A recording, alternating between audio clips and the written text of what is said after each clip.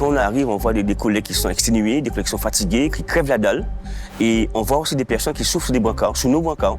La vidéo qui a circulé, c'était pour montrer vraiment notre cadre et surtout la souffrance des Guadeloupéens sur le manque de considération. Pour nous, c'est comme si c'était du bétail en fait. À un moment donné, on en a marre.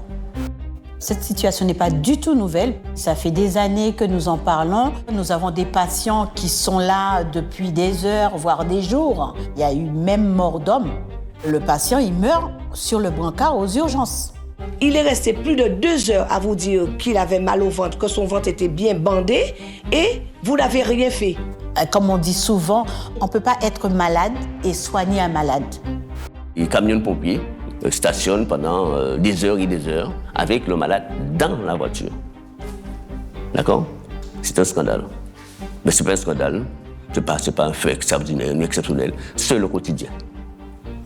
La question fondamentale de l'organisation, de l'offre de soins, de l'accès aux soins, la qualité des soins dans ce pays Guadeloupe, c'est une question politique. Traiter ces questions relèverait selon l'État, relèverait selon notre représentation politique d'une prétention de dénoncer l'État français, de dénoncer le système colonial. Nous avons le droit aux soins, nous avons le droit à la santé. Ce n'est pas un accident qui est moins de décence en Guadeloupe. Ce n'est pas un accident si les femmes enceintes meurent à la naissance de leur bébé. Ce n'est pas un accident si 100 000 Guadeloupéens sont atteints de comorbidité. Ce n'est pas un accident s'il y a autant de malades atteints de diabète, du sida, de l'hypertension artérielle et des maladies cardiovasculaires. Ce n'est pas un accident. C'est la résultante de l'organisation, de la mise en œuvre d'une société où les droits humains ne soient pas respectés.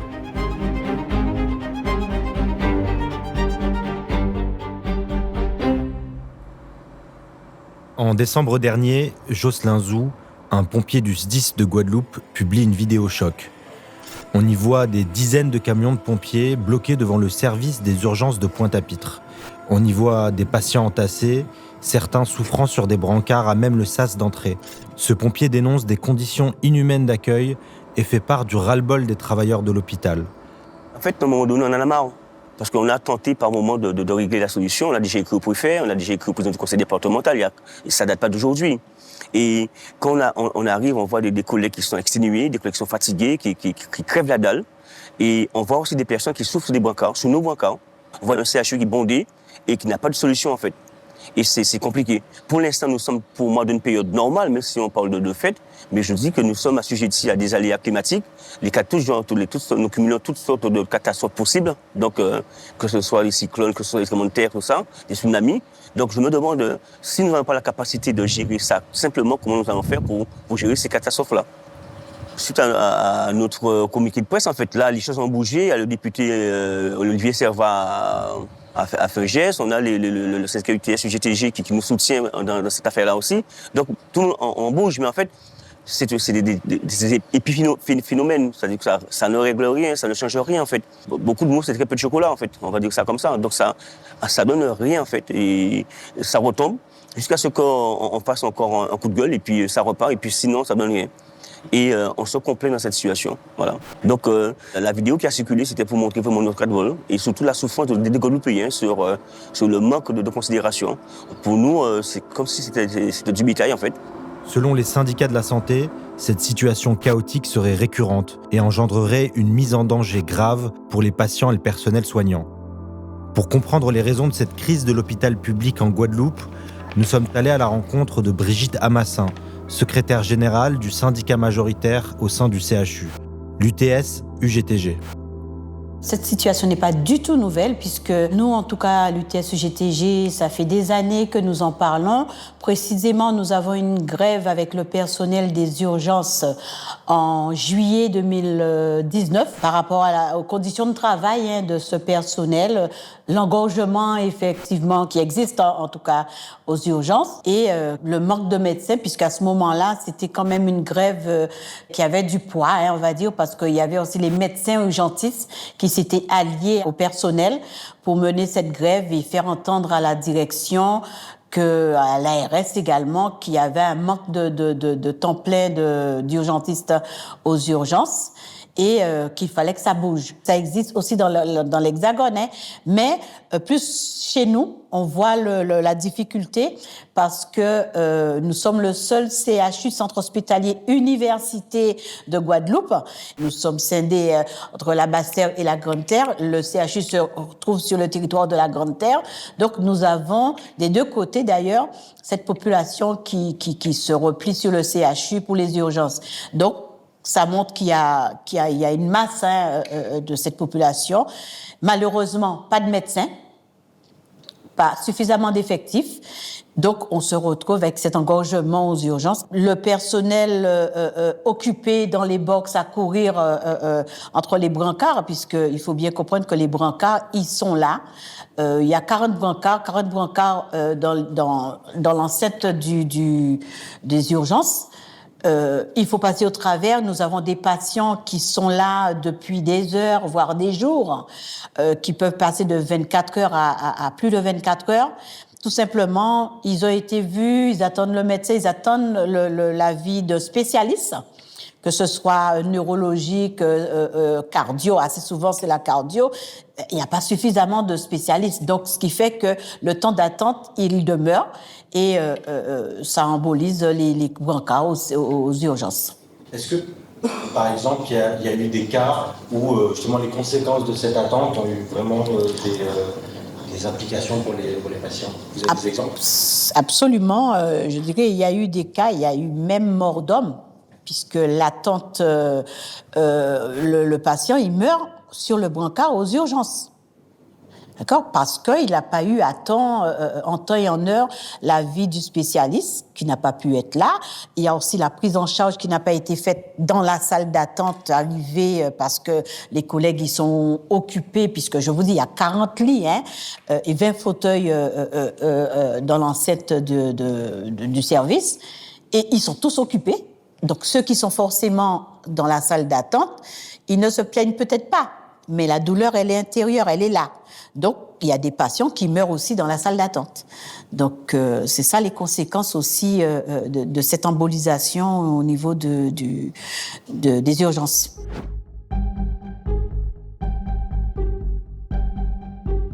Je crois qu'il n'y a pas d'attractivité pour faire venir le personnel, je dirais, médical, le personnel médical, parce que tout simplement, il faut faire avec les moyens du bord. Ça aussi, c'est notre combat quotidien où on demande du matériel encore et encore.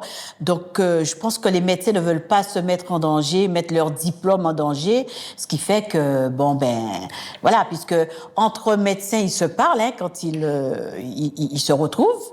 Ils ont des réseaux, ils discutent et ils sont passés par là, voilà. Donc ils disent bien que c'est pas possible de travailler dans ces conditions-là. Et quand le matériel ne suit pas, le personnel, le patient plus ou moins ira ailleurs, là où il se sent bien. Et en clinique, on sait que on est un petit peu mieux loti, on va dire, par rapport au matériel performant qu'on est high-tech et tout.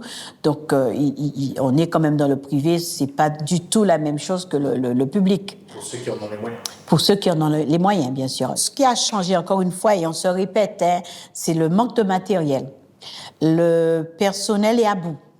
La maltraitance, on va le dire, la maltraitance qui est là.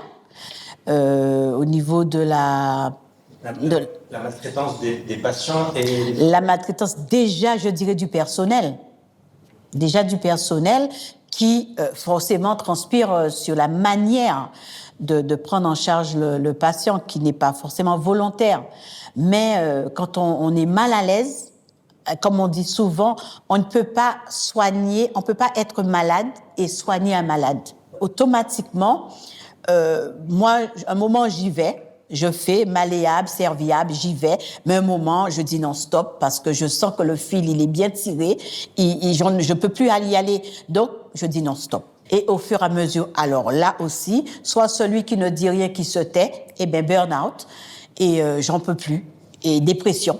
C'est ça aussi, la qualité de vie au travail, et qui se dégrade au fur et à mesure dans l'hôpital public, en tout cas, peut-être moins en hôpital privé, en clinique privée, mais au niveau de l'hôpital public, c'est ce qu'on trouve. Et l'absentéisme est présent, très présent dans ces lieux, hein, et pas parce qu'on a envie, mais parce qu'on n'en peut plus. Gaby Clavier est le leader historique de l'UTS. Il est une figure de l'Union générale des travailleurs de Guadeloupe et il plaide pour une approche politique globale face aux problèmes de santé publique auxquels font face les Guadeloupéens et les Guadeloupéennes. Pour lui, une réponse simplement hospitalière ne réglera pas la crise. C'est l'entièreté du système qui est à repenser. Je rappelle quand même qu'il est reconnu, il est établi que 100 000 Guadeloupéens, je dis bien 100 000 Guadeloupéens sont atteints de comorbidité. Il est reconnu également que la population de Guadeloupe de 350 000 habitants, en 2030, 30% de la population aura plus de 65 ans. Nous sommes la deuxième région de France, où la population est atteinte par les maladies du mode de vie, diabète, hypertension artérielle, insuffisance rénale chronique, maladie cardiovasculaire. Je chiffre simplement. 24% des femmes en situation de grossesse sont obèses, 24%. D'accord? Vieillissement de population atteinte de comorbidité, mais une offre de soins qui n'est pas conforme, n'est pas en réponse à cette comorbidité globale. Je rappelle également que nous sommes dans un pays à fort risque sismique, risque volcanique, risque cyclonique, avec une population, j'allais dire, qui est atteinte de forts taux de pauvreté, et également d'éducation massive de santé singulièrement. Donc l'embouteillage que l'on observe depuis quelque temps aux urgences, ce n'est pas du tout exceptionnel. Nous avons le même phénomène pendant les grandes vacances. Il y a plus de population. Nous avons le même phénomène en situation de forte pandémie, la grippe actuellement, le Covid il y a quelques mois. Nous avons le même phénomène également de fête, notamment le carnaval. Donc cette réponse hospitalière, cette réponse de santé publique, nous avons tout le temps réclamé. D'abord, pour que les personnes, un malade qui arrive aux urgences, soit, avant d'arriver aux urgences, si on peut éviter l'arrivée aux urgences, ça veut dire qu'il y ait une réponse de ville. Ça veut dire qu'il y ait également, quand la personne arrive aux urgences, que la personne soit rapidement ventilée par les services de soins. Or, je rappelle que le CHU, c'était 900 lits et places avant l'incendie de 2017. Un incendie vient de se déclarer. Les pompiers interviennent très rapidement et découvrent un bâtiment totalement submergé par une épaisse fumée. Et les autorités prennent alors la décision d'évacuer tout l'hôpital. L'incendie a disloqué totalement l'offre de soins. Nous avons réclamé après l'incendie le nettoyage et la décontamination totale du CHU avant d'organiser le retour. Ça n'a pas été fait. Donc jusqu'à récemment, certains services, certains étages étaient non affectés du fait de la non-contamination et qui empêchait donc le redéploiement, le retour des malades au CHU. Le CHU est totalement vétuste, le CHU ne répond pas aux normes sismiques et il est également trop petit. Donc nous observons maintenant de 700 lits et places, nous sommes tombés à près de 700 lits et places pour le nouvel établissement. Aujourd'hui, nous avons une vraie réalité, c'est que le CHU étant, j'allais dire, perclus par ces déficits structurels, je rappelle qu'en 2024, le déficit est monté à près de 68 millions d'euros, déficit structurel. On explique ça par le fait d'abord la durée moyenne des séjours, bien évidemment, les pathologies, il y a des pathologies, les retards de prise en charge, et bien évidemment, qui dit retard de prise en charge, d'hospitalisation de courte durée impossible, embolisation des lits, mais également les charges de fonctionnement. Ces charges de fonctionnement qui sont incompressibles, puisque je rappelle que la totalité des produits consommés dans cet hôpital sont des produits importés, avec des charges, les frais d'approche que l'on sait. On sait également, en plus de la durée moyenne de séjour qui est exorbitant, les charges de fonctionnement, en approvisionnement, en approvisionnement surtout en médicaments, et bien évidemment les questions d'organisation et de performance des organisations. Ça ne peut créer quoi? Que des situations inadmissibles en matière d'organisation des soins. Pas de brancard, pas de lit, pas de papier toilette, pas d'essuie-tout, pas de seringues, les dispositifs médicaux, impossible de les avoir, pas de vis par exemple au bloc. Et donc ça désorganise les soins et ça crée bien évidemment des surcoûts de fonctionnement qui sont incompressibles. Alors, bien évidemment, vous me direz, si c'est une situation qui dure depuis plusieurs années, pourquoi c'est pas réglé? Oui, Pourquoi c'est pas réglé? Qu'a répondu la direction, l'État? Bon, la direction, d'une part, faut savoir une chose, c'est que les directeurs d'établissement passent 3 ans de passage, ils font leur projet, ils font leurs organisations, ils s'en vont, notre revient. Alors, il a fallu, bien évidemment, que les vraies questions soient posées sur été. Quel type de système de santé qui serait le plus opérant pour répondre aux besoins de santé de la population? Appeler l'État sur ces questions-là, on nous répond quoi? Vous avez déjà un hôpital neuf, taisez-vous. On a investi près de 600 millions d'euros pour la construction d'un hôpital neuf. L'État participe déjà au financement du déficit. Ne nous réclamez pas. Donc aujourd'hui, notre démarche est simple. On peut avoir un nouvel établissement. Mais si c'est un établissement avec moins de lits, sans vision politique de l'organisation des impératifs de santé publique, on aura quoi? Un hôpital également en dysfonctionnement et en déficit. Et bien évidemment, dysfonctionnement, déficit, absence de prise en charge tardive et surmortalité. C'est simple. Sans compter, bien évidemment, le fait qu'un hôpital, c'est un maillon d'une chaîne, depuis l'amont jusqu'à l'aval, médecine de ville, prévention, éducation de santé, prise en charge des maladies qu'on observe qui une prévalence importante, et en aval. Si le système de santé, l'organisation des soins ne prend pas en compte cette réalité, on ne fera que du replaquage.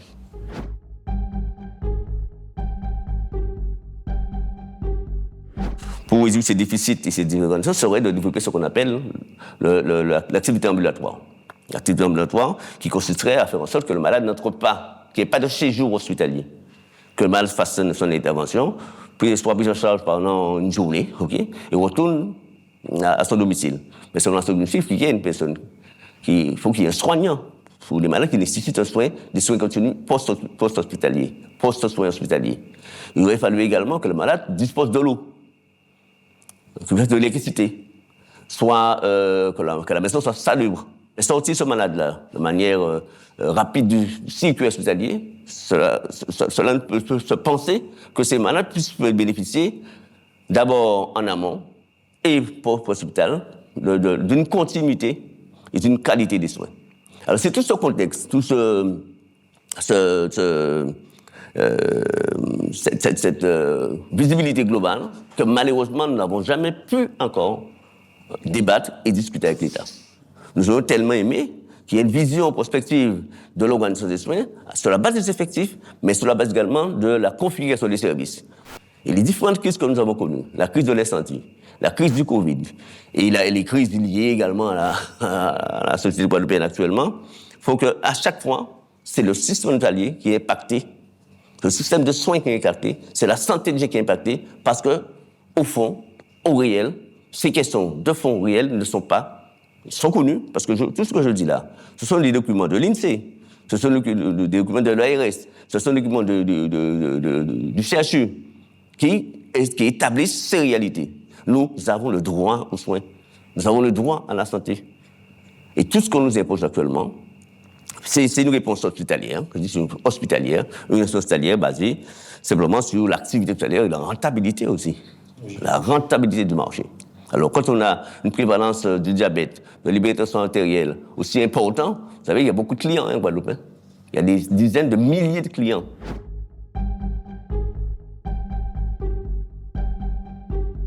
La question fondamentale de l'organisation, de l'offre de soins, de l'accès aux soins, la qualité des soins, de la formation des professionnels de santé, du soin en amont, du soin en aval, de la démographie médicale dans ce pays Guadeloupe, c'est une question politique. Et tant que cette question politique ne sera pas absorbée, abordée par ce qu'on appelle les acteurs sociaux et politiques, on aura cette situation de défaillance et de mépris, voire de mépris des droits des patients et des droits de la population de Guadeloupe. Malheureusement, comme je dis, les gens qui décident, ils sont envoyés par Paris, ils font leur séjour, ils repartent, ils déclinent leurs difficultés en matière financière, en matière d'organisation des soins, en matière de qualité professionnelle, en matière de formation, et ils s'en vont. Et nous retrouvons, nous, avec des urgences, comme vous avez vu, où les camions de pompiers stationnent pendant des heures et des heures avec le malade dans la voiture. C'est un scandale. Mais ce n'est pas un scandale, ce n'est pas un fait exceptionnel, c'est le quotidien. Ce que nous exigeons, c'est une visibilité politique, on dit visibilité, un projet politique de santé. Un projet politique de santé en Guadeloupe. Donc ça signifie qu'on met tout sur la table. Pourquoi cette population soit aussi vieillissante? Ok? Ce n'est pas un accident. Ce n'est pas un accident qui est moins de naissance en Guadeloupe. Ce n'est pas un accident si les femmes enceintes meurent avec la naissance de leur bébé. Ce n'est pas un accident si les bébés meurent prématurément. Ce n'est pas un accident si 100 000 Guadeloupéens sont atteints de comorbidité. Ce n'est pas un accident s'il y a autant de jeunes qui s'entretuent. Ce n'est pas un accident s'il y a autant de malades atteints de diabète, du sida, de l'hypertension artérielle et des maladies cardiovasculaires. Ce n'est pas un accident. C'est la résultante de l'organisation, de la mise en œuvre d'une société où les droits humains ne soient pas respectés. Poser ces questions, traiter ces questions, relever selon l'État, relever selon notre représentation politique d'une prétention de dénoncer l'État français, de dénoncer le système colonial et de faire la part libre aux séparatistes.